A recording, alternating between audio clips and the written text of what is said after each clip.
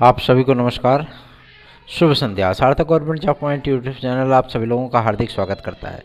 यदि आप इस चैनल पर नए हैं तो चैनल को सब्सक्राइब, वीडियो को लाइक, शेयर ये 3 कार्य करिए और बेल आइकन दबा कर रखेंगे और उसमें ऑल का ऑप्शन जरूर सेलेक्ट करें। कुछ विद्यार्थी ऐसे होते हैं जो कि मतलब अपना सब्सक्राइब तो चैनल कर लेते हैं लेकिन बेल आइकन को नहीं प्रेस करते हैं, ठीक है ना। बेल आइकन को प्रेस कर लिया करें और ऑल का ऑप्शन जब आपके सामने आएगा उसको ज़रूर सेलेक्ट कर लिया करें, ठीक है ना। तभी आप इस चैनल से रियल टाइम में जुड़ पाएंगे। चलिए खबरों की शुरुआत करेंगे। बहुत ही महत्वपूर्ण इंपॉर्टेंट अपडेट हैं आप सभी लोगों के लिए, जो कि संबंधित है आपका सबसे महत्वपूर्ण एडेड जूनियर हाई स्कूल शिक्षक भर्ती के लिए। एडेड जूनियर हाई स्कूल शिक्षक भर्ती कब तक कंप्लीट होगी, क्या हो रहा है, कैसे हो रहा है, सारी चीज़ें मैं आप लोगों को पूरी अपडेट दूंगा। 22 तारीख को हाईकोर्ट में सुनवाई है और जहां तक जो सूचना प्राप्त हो रही है कि इसी सुनवाई पर ये याचिका खारिज हो जानी है, मतलब कंप्लीट हो जानी है, ठीक है ना। अगर ये याचिका इस तारीख तक कंप्लीट हुई तो जाहिर सी बात है कि आप सभी लोगों की जो मेधा सूची है वो 24 मार्च तक जारी कर दी जाएगी। विद्यार्थियों ने आज कुछ प्रदर्शन किया है, ठीक है ना, और यूपी ट्रिपल एससी के भी अपडेट आप सभी लोगों को दी जाएगी। सर्वप्रथम इस वीडियो को लाइक कर दीजिए और शेयर कर दीजिए। आप लोगों की सबसे बड़ी कमजोरी क्या है? सबसे बड़ी कमजोरी है कि आप लोग, जो आपके लिए प्रयास करता है, मेहनत करता है, आप उसका सहयोग बिल्कुल भी नहीं करते हो। ये सबसे बड़ी कमजोरी है आप सभी लोगों की, ठीक है ना।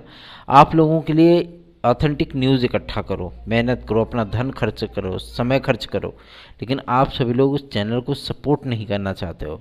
ना तो वीडियो को लाइक करेंगे, ना शेयर करेंगे, तो कोई कितना आप सभी लोगों के लिए कार्य करेगा, है ना, जब आप हमारा सहयोग नहीं करोगे।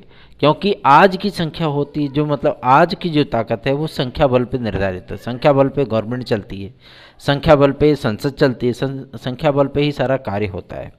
अगर मैं नेताओं के सम्मुख जाऊं और मैं उनसे ये कहूं कि हाँ मेरे पास 30,000 50,000 जो है फॉलोअर्स हैं, वो वोट बैंक की तरह हैं आपके, तो जाहिर सी बात है आपका काम यूँ चुटकियों बजाते हो जाता है, ठीक है ना। लेकिन आप सभी लोग सहयोग नहीं करते हो। कहते हैं कि चैनल को सब्सक्राइब कर दीजिए, वीडियो को लाइक कर दीजिए, तो लाइक की संख्या 33, 41 बहुत गया तो 66, सो रहे हैं विद्यार्थी। और आपके एडेड जूनियर की प्रक्रिया 24 तक होने की कंप्लीट है, सूचना प्राप्त हुई है। एससीईआरटी के सचिव श्री सर्वेंद्र विक्रम सर ने इस बात की पुष्टि की है कि 24 मार्च तक मेधा सूची को जारी कर दिया जाएगा, ठीक है ना। शासन का मौखिक निर्देश है, अभी लिखित शासनादेश तो नहीं आया है, लेकिन इस मुद्दे को लेकर के मौखिक निर्देश प्राप्त हो चुका है। जाहिर सी बात है कि आप लोगों की ये प्रक्रिया जल्द से जल्द स्टार्ट हो, इसके लिए हम लोग भी प्रयासरत हैं। और दूसरा महत्वपूर्ण अपडेट है आपके यूपी ट्रिपल एससी के लिए। कुछ विद्यार्थी आंदोलन की बात कहे थे कि हम धरना प्रदर्शन करेंगे 23 तारीख को, ठीक है ना। पता लगा 23 तारीख को धरना प्रदर्शन जो हो रहा है उसमें वही विद्यार्थी राजी नहीं है जाने के लिए जो विद्यार्थी उसको ऑर्गेनाइज कर रहे हैं। सबसे बड़ी समस्या तो यही है। तो देखिए सबसे इम्पॉर्टेंट फैक्ट ये होता है कि अगर आप किसी कार्य को करने जा रहे हैं तो किसी पे भरोसा, किसी पे यकीन नहीं, अपने बल को बल मानिए, तभी आपको सफलता मिलेगी। मैं इसीलिए अकेले कार्य करना पसंद करता हूँ, ठीक है ना। मैं इसीलिए अकेले कार्य करना पसंद करता हूँ। मैं आप सभी लोगों को इस बात के लिए आश्वस्त कर दूँ कि आप लोग एकदम इत्मीनान से तैयारियां आरंभ करिए, पहला। दूसरा ये कि आपके लिए संख्या बल, मतलब गवर्नमेंट के लिए संख्या बल बहुत मायने रखता है, ठीक।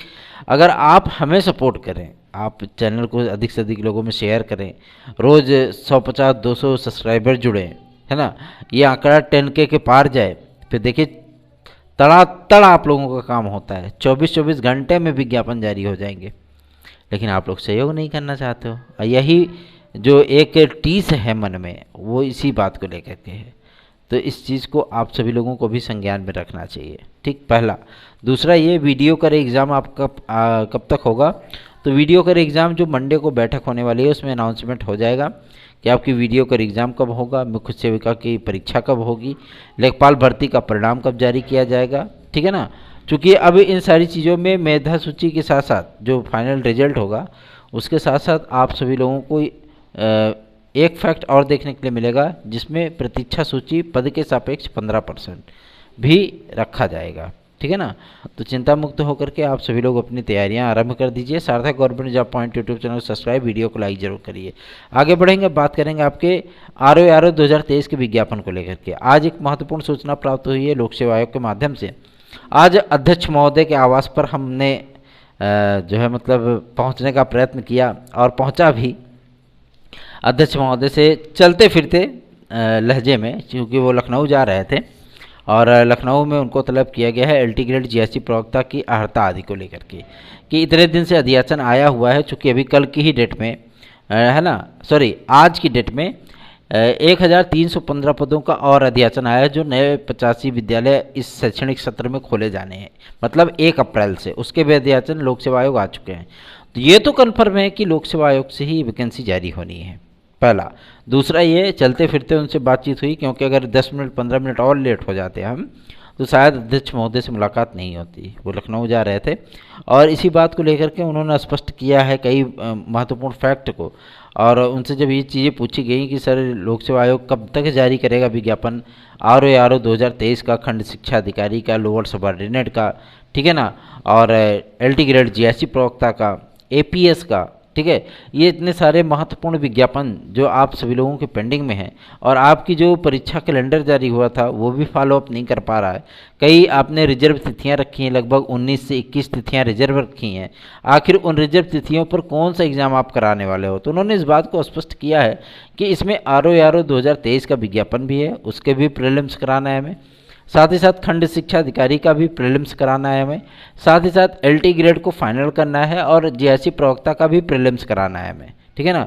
इन तमाम भर्ती परीक्षाओं को कराना है और उन तमाम भर्ती परीक्षाओं में जो विवाद था उन विवादों का निपटारा लोक सेवा आयोग ने अपना पूरा स्टैंड क्लियर कर रखा है।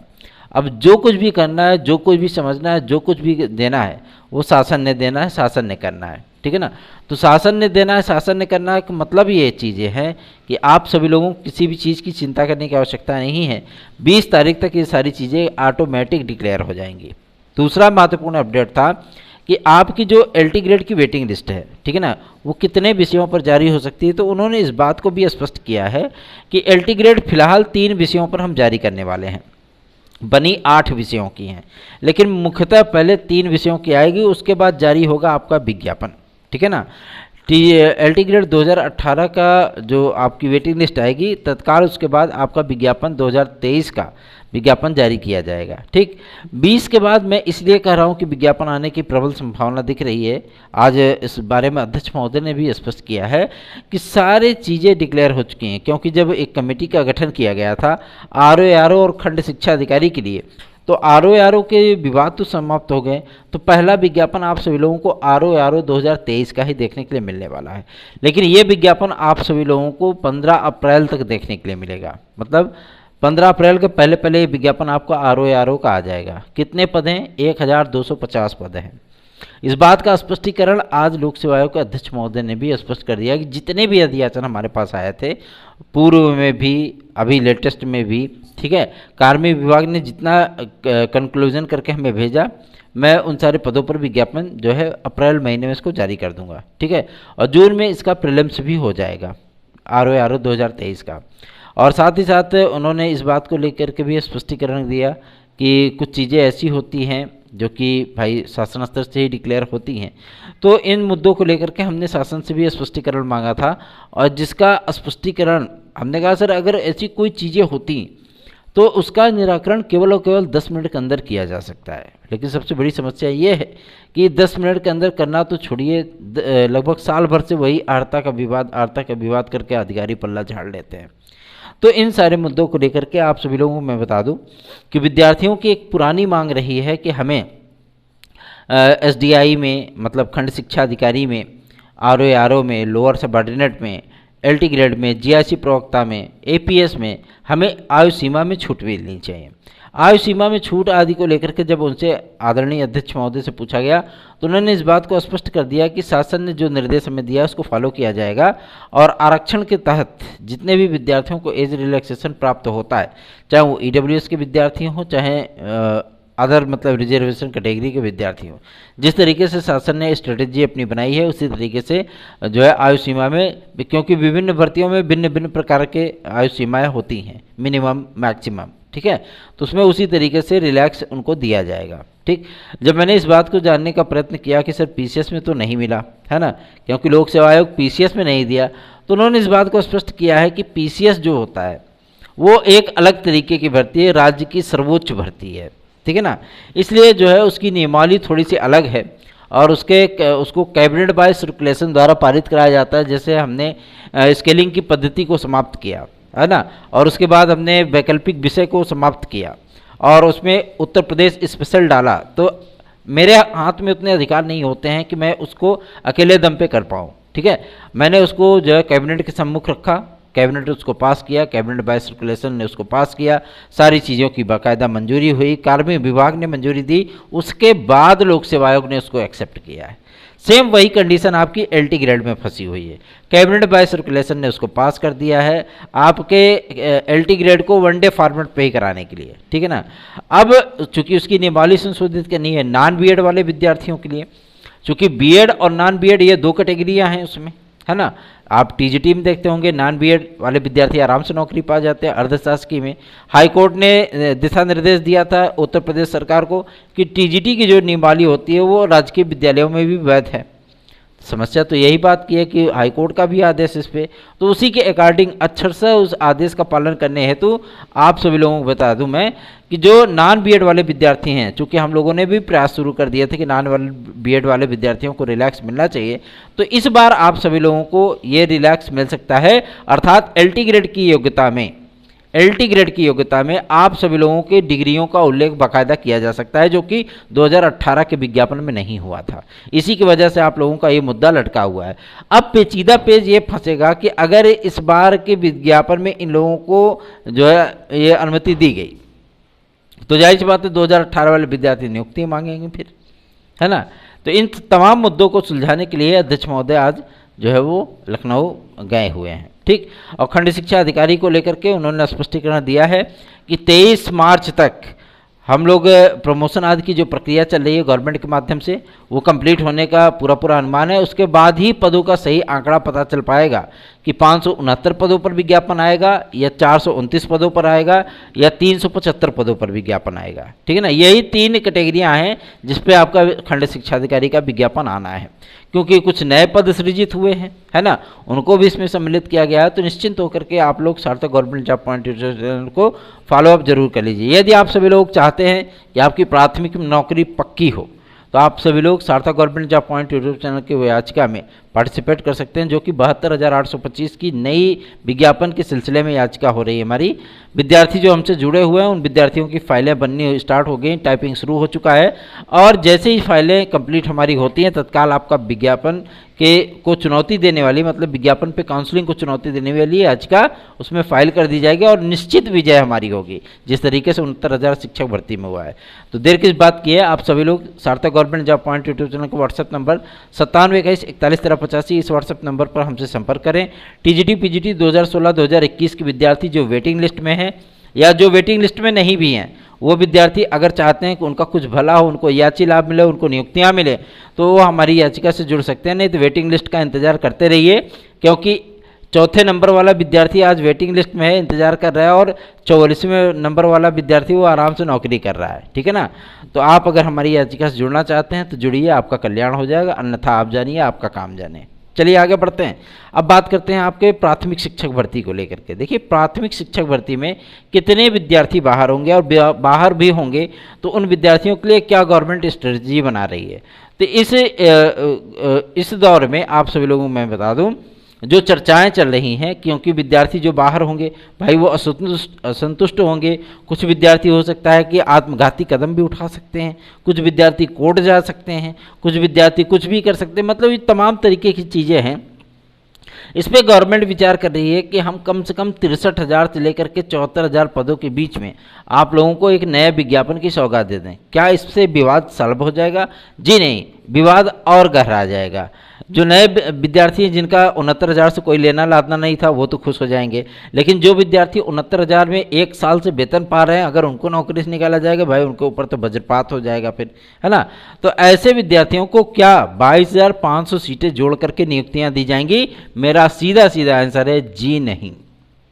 कोई सीट नहीं जोड़ी जाएगी, क्योंकि आपकी ये सीटें सारी जो जुड़ने की बात सामने आ रही है, विद्यार्थियों को डिस्ट्रैक्ट किया जा रहा है कि बार बार ये बताया जा रहा है कि इतनी सीटें जोड़ करके आप लोगों की काउंसलिंग हो जाएगी, नियुक्ति हो जाएगी।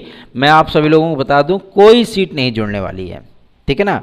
69,000 पे रिवाइज्ड लिस्ट जारी होगी, गवर्नमेंट ने एकदम तय कर लिया है। जो विद्यार्थी 6800 वाले हैं उन्होंने कहा कि भैया ऐसी बात है, हम 24 तारीख तक का वक्त दे रहे हैं, अगर आप हमारे साथ आते हैं, डिवीज़न बेंच में जाते हैं तो ठीक है, नहीं तो हम प्रदर्शन भी करेंगे और डिवीज़न बेंच में भी जाएंगे।